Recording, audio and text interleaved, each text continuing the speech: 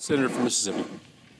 Mr. President, I too rise in opposition to S1 and urge a no vote. The bill that the Senate will be asked to consider today is a truly radical piece of legislation. It turns out, because of that, it's an unpopular piece of legislation.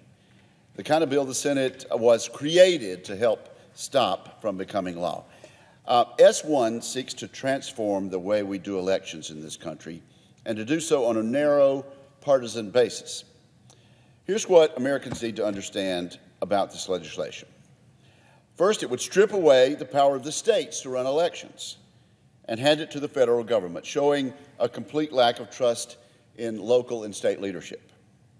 It would also spend millions of taxpayer dollars to help politicians run ads for their campaigns. Taxpayers would suddenly have to finance partisan messages they may strongly disagree with, raising serious First Amendment questions.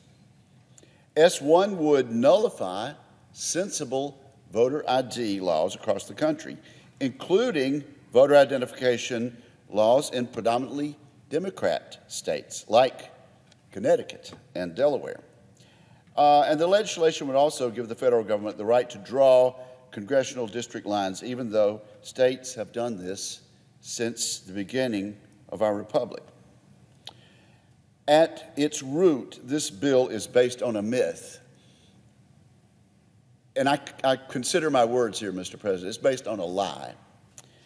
And that lie is that voting rights are somehow under attack in states like Georgia and Texas. This is utterly absurd, and I think the voters in those states understand that. The election reforms recently passed in Georgia, for example, have actually expanded access to the ballot box, making it easier to vote, but also making it harder to cheat. The new Georgia law does this, among other things. It expands the window for early voting. The new Georgia law allows no-excuse mail-in voting to continue. It adds 100 new ballot drop boxes. It allows voters to get a government-issued ID for free.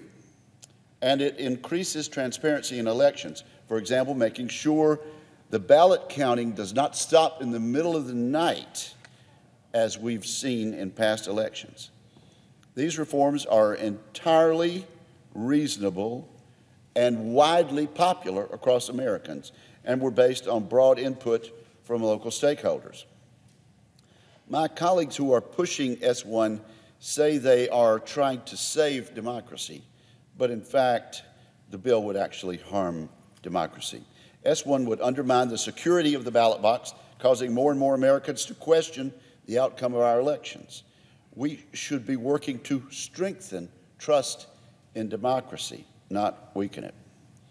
Mr. President, the only thing bipartisan about this bill is the opposition to it. In my home state of Mississippi, every member of the House of Representatives, Democrat and Republican, voted against this legislation, including Democrat Representative Benny Thompson, a chairman of a committee in the House of Representatives, the chairman of the Democratic National Convention of 2020, who said he voted for it because it was opposed by his constituents.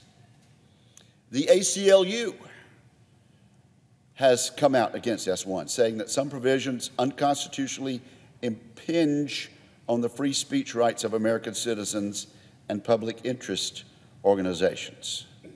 Hardly a right-wing conspiracy group, the ACLU. The United States Chamber of Commerce, along with 300 other organizations, has said this legislation is fundamentally incompatible with the American tradition and the principles enshrined in our Constitution. And when you ask the public about the specific proposals in this bill, many Americans, conservative and liberal, Democrat, Republican, and independent, are outright opposed. According to a recent poll, 81% of people say they are concerned with allowing voters to vote without any form of photo ID. 83% they are concerned with ballot harvesting practices, this practice of having party operatives go door to door and pick up large numbers of ballots to turn them in.